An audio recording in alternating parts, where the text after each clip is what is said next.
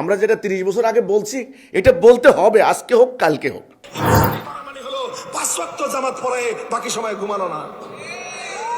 হ্যাঁ, এই মসজিদের ইমাম সাহেব যারা আছেন শুধুমাত্র 5 ওয়াক্ত নামাজ পড়াবেন, ফজর থেকে জোহর পর্যন্ত ঘুম, জোহর থেকে আসর পর্যন্ত ঘুম, আসর থেকে মাগরিব পর্যন্ত ঘোরাঘুরি, মাগরিব থেকে এশা পর্যন্ত আড্ডাবাজি, এশার পরে আবার ঘুম। এর নাম ইমামতি? এর নাম হলো ইমামতির চাকরি। কোন চাকরের জন্য ইমামতি করা জায়েজ নাই। আবার আমার শব্দটা খেয়াল করে শুনেন, যারা ইমামতির চাকরি করেন তাদের পিছনে নামাজ পড়াও জায়েজ নাই, তাদের ইমামতিও জায়েজ নাই। কারণ চাকরি করে যারা, সে চাকর। কোন চাকর মানে যাকে আপনি চাকর মনে করেন তার পিছনে আপনি ইমাম ইক্তেদা করলে নামাজ সহি হবে না। এই জন্য আপনাকে নামাজের শুরুতে ইক্তেদা করতে হয়। কি ইক্তেদাই তো বিহাজা চাকর। এনারা এখন এই কথাগুলা বলা শুরু করেছেন, যে চাকরের জন্য ইমামতি করা জায়েজ নাই। আপনি দেখেন, ঠিক এই কথাগুলা বলার কারণে আমাদেরকে এনারা কাফের, মুরতাদ, শয়তান, ইয়াহুদি দালাল যা করেছে, যত জায়গায় আমরা হামলার শিকার হয়েছি এনাদের অনুসারীদের এই প্রচারণার ফলে। আজকে এনারা এই যে কথাগুলা বলছেন, বলতে হবে।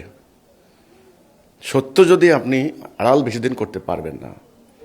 আজকে এই যে মামনুল হক যে কথাটা বললেন যে চাকরের পিছনে নামাজ পড়া জায়েজ নাই, এই কথাটাই আমরা বলেছি। আমাদের ধর্ম ব্যবসার ফাঁদে বইটা পড়লে আপনি কিন্তু পরিষ্কার হয়ে যাবেন যে আমরা যে কথাটা বলেছি যে আল্লাহর দ্বীনের কোনো বিনিময় নেওয়া যায় না। মসজিদের যিনি ইমাম হবেন তিনি ইসলামী রাষ্ট্রের কর্মকর্তা, সম্মানিত ব্যক্তি। ইসলামী রাষ্ট্র ব্যবস্থা ছাড়া ইসলাম হয় না। এই জন্য নবী করিম সাল্লাল্লাহু আলাইহি ওয়াসাল্লাম আগে একটি মদিনার ছোট্ট একটা রাষ্ট্র ব্যবস্থা কায়েম করেছেন, যেটার কেন্দ্রবিন্দু ছিল মসজিদে নববী।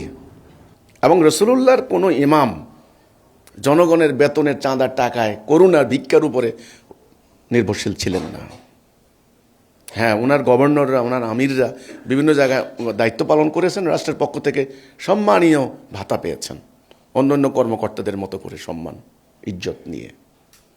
এই কথাটাই আমরা বলেছিলাম যে সেই জায়গায় আজকে ইসলামটা নাই। রাষ্ট্রীয় জীবনে ইসলাম প্রতিষ্ঠা না করলে এই ইসলাম হতে পারে না। কোরআনের প্রকৃত হুকুম আপনি, কোরআনের আইন আপনি বাস্তবায়ন করতে পারবেন না রাষ্ট্র ক্ষমতা ছাড়া। এই জন্য ইমামদেরকে আমরা বলেছি যে আপনারা এই সত্য কথাটা বলেন এবং অন্যদের উপর নির্ভরশীল না হয়ে আসেন, সবাই মিলে আল্লাহর দেওয়া দ্বীন কায়েম করে আপনাদের যথাযথ মর্যাদা হারিয়ে যাওয়া, এটাকে বলা হয় ঋত গৌরব, পুনরুদ্ধার করেন। এ কথাটাই আমরা বলেছি। যে মুসল্লিদের দান সদকার উপরে, টিফিন ক্যারিয়ারের উপরে খায়, এই যে উনি বললেন যে দেয় ঘুম ইত্যাদি, আচ্ছা আমি সেটা নাই বললাম, আমরা এই কথাটাই বলেছি। আমাদের কি অন্যায়টা ছিল? আমাদেরকে মুরতাদ, কাফের ইত্যাদি ফতোয়া দেওয়া, তখন আমাদের কথা যখন শুনে নাই, আমি আমার বাজারের মসজিদের যিনি খতিব, আমি ওনাকে বলেছি যে হুজুর, মানুষের দান সৎকার উপরে আর নির্ভরশীল থাকেন না, আপনি ইমামতি করেন, আপনি বাজারের একটা ভালো ব্যবসা করেন, মুসল্লিদেরকে বলেন আপনাকে একটা ব্যবসার ব্যবস্থা করে দিতে।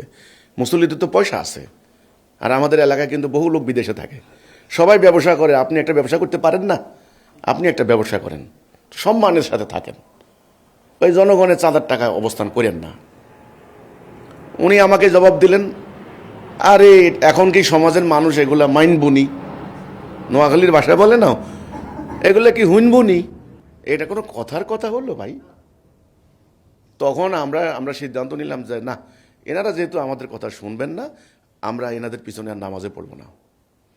এই যে এখন উনি যে ফতোয়া দিলেন চাকরের পিছনে নামাজ পড়া হয় না, জায়েজ নাই, এইটাই তো আমি বলেছি, আমরা বলেছি, আমাদের ইমামুজ্জামান বলেছেন যে তোমরা, এরা যদি কথা না শুনে তাহলে ওদের কথা শুনবা না, ওদের পিছনে পড়বা না, তোমরা আলাদা নামাজ পড়ো। এটা ছিল আমাদের একটা প্রতিবাদ, এটা ছিল আমাদের একটা বয়কট, মানে হিজরত, প্রতিবাদ। আমাদের কথা হলো আমার যিনি ইমাম হবেন, ইক্তেদাইতুল বেহাজ আল ইমাম, ইত্তেবা করছি যাকে, হাজা মানে এই যারা গ্রামার জানেন আরবি, এই ইমামের ইত্তেবা করছি, এই কথাটার মানে হচ্ছে ওনার হুকুমে আমার সমাজ চলবে, আমার জীবন চলবে, আমার রাষ্ট্র চলবে, আমার অর্থনীতি চলবে। উনি ডাইনে গেলে ডাইনে বললে আমি ডাইনে যাব, বামে বললে আমি বামে যাব, এবং উনি আমাকে আবার আল্লাহর হুকুম মোতাবেক পরিচালিত করবেন। আতিউল্লাহ আতিউর রাসূল আউলিল্লাহ আমরি মিনকুম, উনি আমার অলিল আমর হবেন। এটা ছিল আমাদের কথা। আমি যে ইমামের আনুগত্য করব সেই ইমাম হবেন আমার আমির, সেই ইমাম আমার সমাজের সংকট, রাষ্ট্রের সংকট, সকল সংকটের সমাধান দিবেন। তিনি অথরিটি, তিনি কর্তৃপক্ষ। বিরোধ সমস্যা হলে তিনি বিরোধ মীমাংসা করবেন, ফয়সালা করবেন। অর্থনৈতিক সংকট হলে সেটা দূর করবেন, তার এই ক্ষমতা থাকবে। তিনি ওই মুসল্লিদের দান সদকা করুণার উপরে থাকবেন না। মসজিদ কমিটির লোকেরা দেখবেন কেউ জাতীয়তাবাদী আন্দোলন করে, কেউ সেকুলার আন্দোলন করে, কেউ বাম আন্দোলন করে, কেউ ঘুষখোর, কেউ সুদখোর। টাকা আছে, উনি মসজিদের বড় দানবীর, উনি কমিটি হয়ে গেছে ওনার। এই ওনার করুণার উপরে এই বেচারা ইমাম সাহেবদের চাকরি নির্ভর করে, সংসার নির্ভর করে।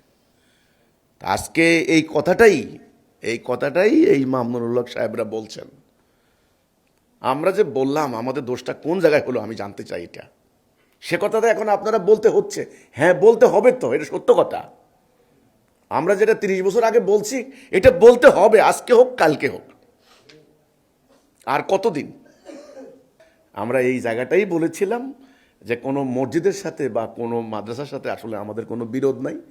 কোনো আলেম, মৌলানা, মুফতি, মুহাদ্দিস কারোর সাথেই আল্লাহ না খাস্তা আমাদের কোনো বিরোধ নেই। আমরা খালি এই কথাটাই বলেছিলাম যে আল্লাহর দ্বীনের বিনিময় নিয়েন না, আর আপনারা আসেন, প্রকৃত ক্ষমতা, প্রকৃত অথরিটি কায়েম করেন। একজন ইমাম, তিনি মুসল্লিদের মসজিদের নামাজের যেমন ইমামতি করবেন, তিনি সমাজেরও ইমামতি করবেন। সোজা কথা। ইমাম মানির নেতা, লিডার, এই কথাটাই আমরা বলেছি। এখন আপনি যদি সেই জায়গায় আসতে না পারেন তাহলে আমরা তো আপনার আনুগত্য করব না। এই মামুনুল হক সাহেব নিজেও বললেন চাকরের আনুগত্য হয় না। এই জন্যই তো আমরা বয়কট করেছি। বয়কট করে আমরা বলেছি যে এটা আমাদের প্রতিবাদ, যে তাহলে আমরা আপনার পিছনে নামাজ পড়ব না। যেদিন আপনি স্বাধীন ইমামতি করতে পারবেন, যেদিন আপনি সত্যিকার অর্থে আমাকে লিড দিতে পারবেন, আমাকে কমান্ড করতে পারবেন, সোজা কথা, সেদিন আমি আপনার আনুগত্য করব। তখন হবে একটা দায় তুলবে হাজাল ইমাম। আশা করি এখন মোহতারাম ওলামায়ে কেরাম বুঝতে পারছেন হিজবুত তাওহীদ সত্য কথা বলেছে। আমরা মিথ্যা কথা বলি নাই। আমাদের নামে যা রটানো হয়েছে, চালু করা হয়েছে, মিথ্যা, বানোয়াট বলতে হবে আজকে সবাইকে। আমি এই জন্য আজকে উনি যেভাবে কথা বলছেন এই জন্য ধন্যবাদ দিতে হচ্ছে আমাকে, ধন্যবাদ দিচ্ছি আমি। এভাবে আলেমরা কথা বলেন, রিজিকের ভয় করেন না।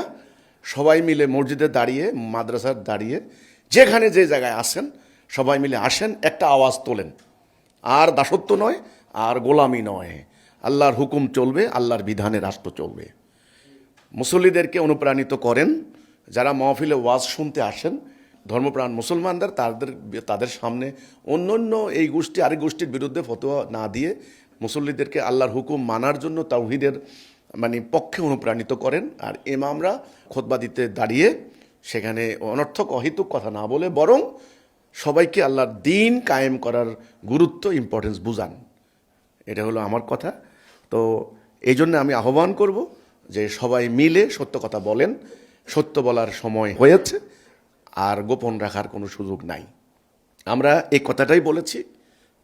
আমরা সত্যিকার অর্থে সেই ইমামের আনুগত্য করতে চাই যিনি প্রকৃতপক্ষে স্বাধীন, কারো মুখাপেক্ষী হবেন না। তিনি তার মুসল্লিদেরকে সঠিক অর্থে পরিচালিত করবেন। মুসল্লিদের উপরে তার ক্ষমতা কার্যকরী হবে। মুসল্লিদের দান সদকা করুণার, মুসল্লিদের চাকর আপনি চাকরি করবেন, এটা কোনো হয় নাকি? তো আশা করি এখন সকল আলেমরা বুঝতে পারবেন এই সত্যটা। সবাইকে আল্লাহ সহি বুঝ দান করুক।